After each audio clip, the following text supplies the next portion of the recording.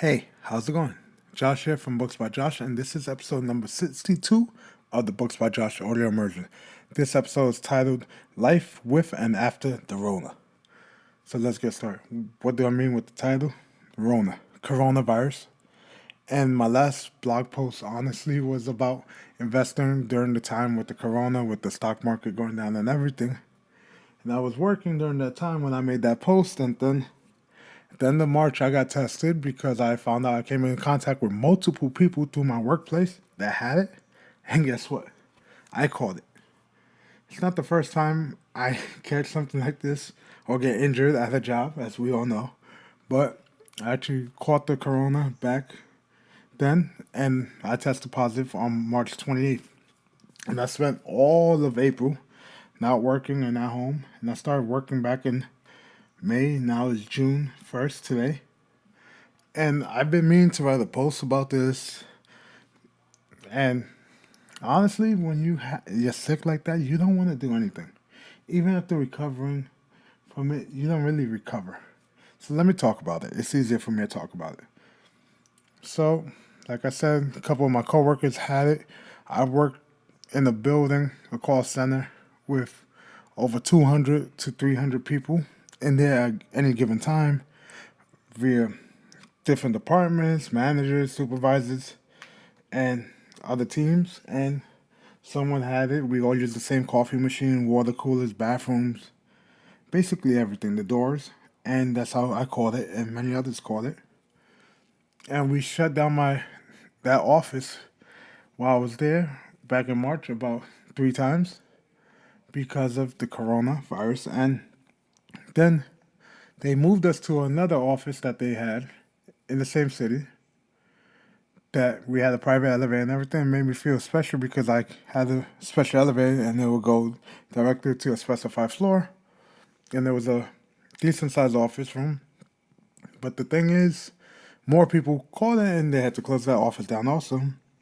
So I got tested and it came to light that I had it. So I had to take some time off until I was cleared to come back to work. And when I came back, I was able to work from home. So that's what I've been doing. But times have been different now. And other so in case you're wondering what kind of symptoms I had with the corona, I had shortness of breath. It felt like I had kind of pneumonia when I was breathing. I couldn't do that. I couldn't take deep breaths. I was coughing a lot, sneezing. And in the beginning, I thought I had it not because of the body aches or anything like people associate with it. I had stuffy nose that wouldn't go away, and then I had a runny nose. Stuffy running nose and nosebleeds. And for me to get a nosebleed, it usually has to be like very high and humid, and sometimes it happens. But I had two in a week, and I'm like, something's wrong with me. That's why I got checked. And then the test, they test your mucus, and they stick the swab right up your nostril. And the first time they did it on both. It's not a bad process. It does hurt, and it is weird.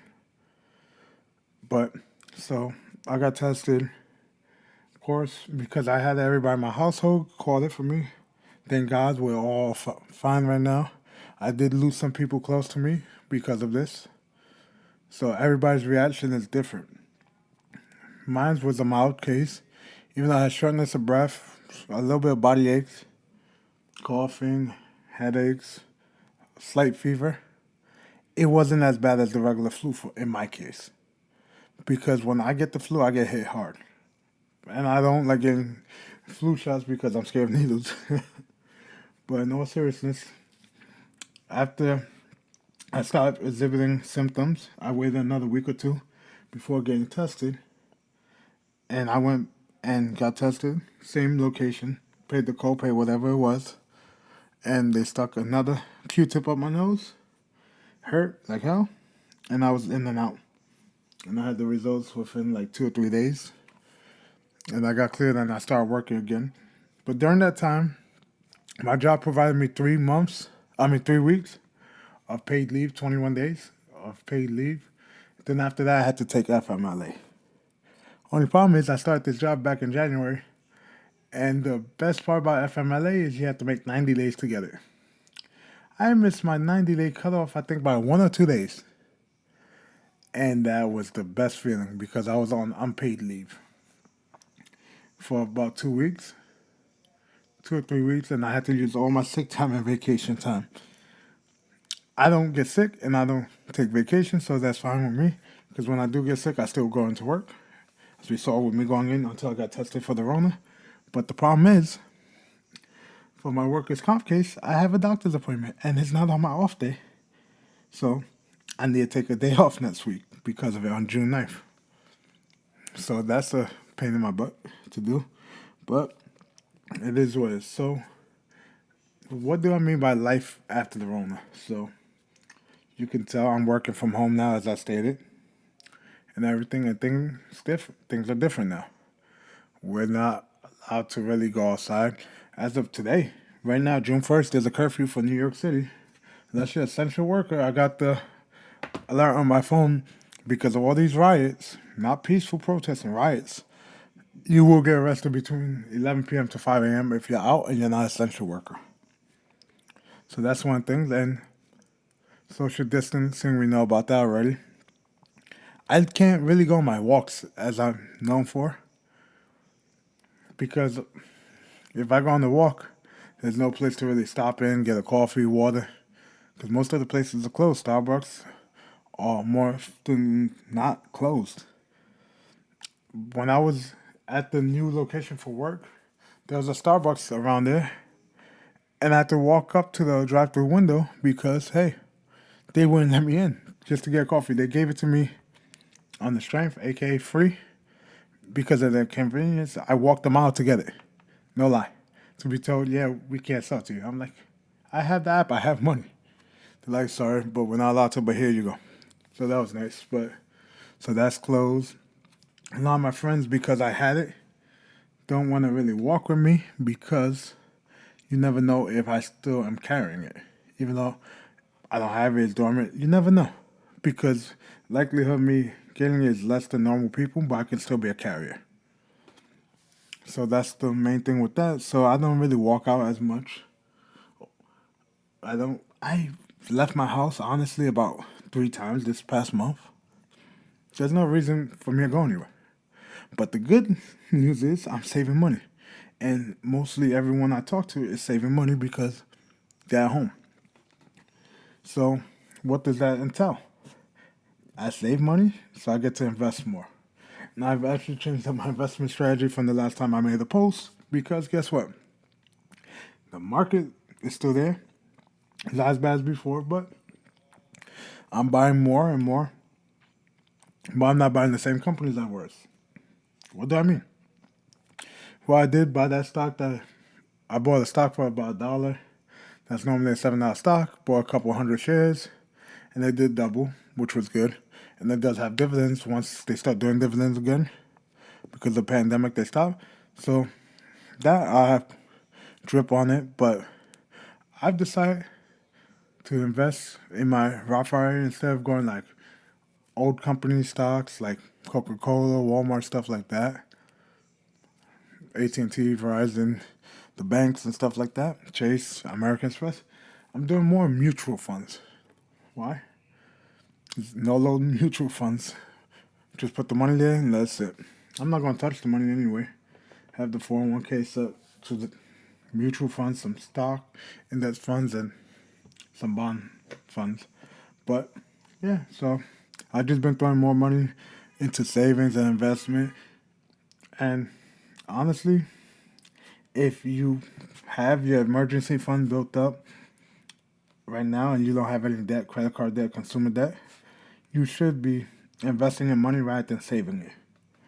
Because right now, there's many reports a couple of weeks back that right now, too many people are hoarding cash. It's nice to have money, but at the end of the day, you're not really making money on that money. What do I mean?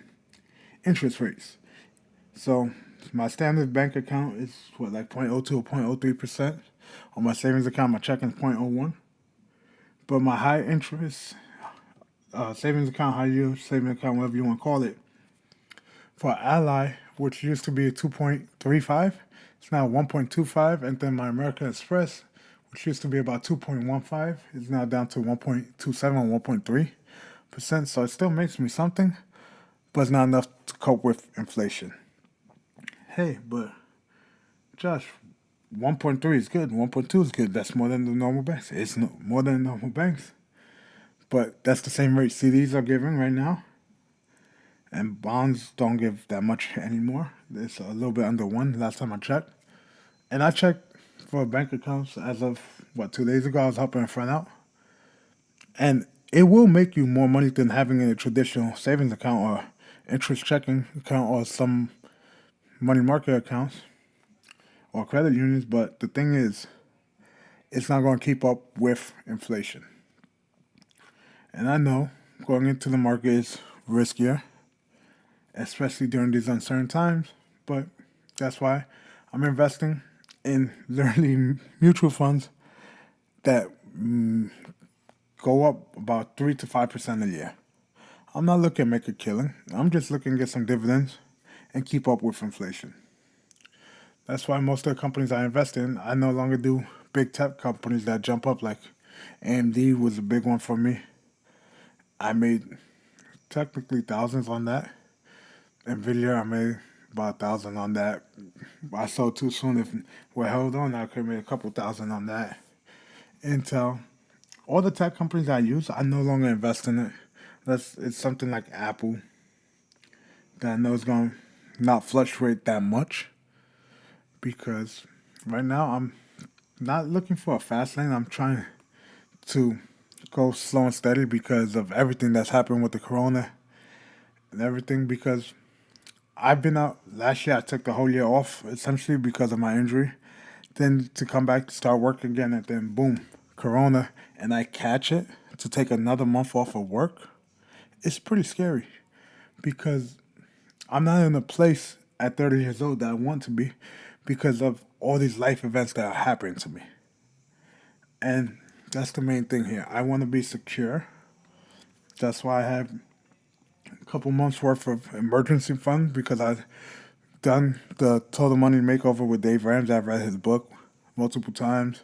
Make sure I had the $1,000 paid off all my consumer credit debt free on consumer credit cards, and that's it. And I just bankrolled savings, and then I started investing. So it's 15%. I don't know what percentage I put because I'm commission based. Which brings me to my next point. I'm commission based at my job. I have a base salary, which is minimum wage right now, of $15 an hour for New York City, and I get commission. And the commission can range anywhere before tax from $0 to about $7,000 or $8,000 from my position. And I'm not getting a commission because for in the month of July it's retroactive of 3 months because I didn't work in April. Then I came back to work in May, and my job focused on saving customers and saving customers money, things like that. It's a whole onslaught of different things, but the main thing about it is it's the COVID situation is affecting everybody, not just myself, my family, my loved ones, my friends, my neighbors. It's affecting everyone in the world, and my industry is getting hit hard, and I'm dealing with all these customers and hearing their sob stories, telling them my own, in an effort to help alleviate some of the stress that they have. And I have no problem doing that, but when I'm commission based and my pay reflects on the way what the customer ends up paying at the end of the day, and I'm trying to save them as much money as possible, it's not gonna work. So my commission, instead of being for March, I was at before all this happened, my payout was about $4,000 in the system. After all the adjustments and everything, I'm still over $2,000 right now as the today when I checked, which isn't that good because of the pandemic. If the pandemic didn't happen, I'll still be at close to $4,000. And for this month, for May, I'm thinking for the base commission, not including like the incentives I just saw that's gonna be extra $600. I'm not gonna count that because it's not apples to apples with March before the incentive was there. I'm looking from about $4,000 over there to about 700 to 1,000 before any chargebacks or anything like that. So it's a big hit. And that comes after a month that I had no money coming in from that commission because I didn't work. And I'm at a point that even though that's a big part of my paycheck, because minimum wage honestly is not something to live off of, it's the commission that makes me stay at this job. So being hit with this, I've learned through all my times and troubles dealing with stuff like workers' comp, my father becoming disabled, me taking time off from work, everything like that. I've learned to save money in case of this. That's why the emergency fund is so important, and also tracking your spending. And honestly, if you don't know where your money goes or tell it where it go, it's gonna leave you. Just like that stray cat you found. You may see it one time, talk to it, then the next day it's gone. You didn't give it a home. You have to give your money a home. And either keep it in the bank, put in CD, put in bond, put it in your basement in a jar. Don't bury it because it will deteriorate and it'll become nothing because it will literally crumble into dust. But make sure you start making some money with that money and save the money. And that's basically it. I just want to give you guys an update on everything that's happened to me during these past 2, 3 months and everything. And like I said, having the corona wasn't fun. Wasn't fun to really talk about it. That's why I didn't do anything. In regards to that, I started a post many times, and when you sit down to write and you're like, wow, this is some crappy situation I'm in, I don't want to really talk about this because all the news is depressing about things that's going on with it, but you kind of have to. And I'm just doing my part. That's it for this episode of the Books by Josh audio immersion. If you enjoyed it, let me know. If you didn't enjoy it, still let me know. If you're indifferent, let me know. I need somebody to talk to. I don't have that much face-to-face interaction, so comments are big right now. But I know I still owe how market and stuff like that. I will make that in a couple days and upload it. But like I said, this is episode 62 of the Books by Josh audio immersion. Life with and after the Rona. Take care. See ya.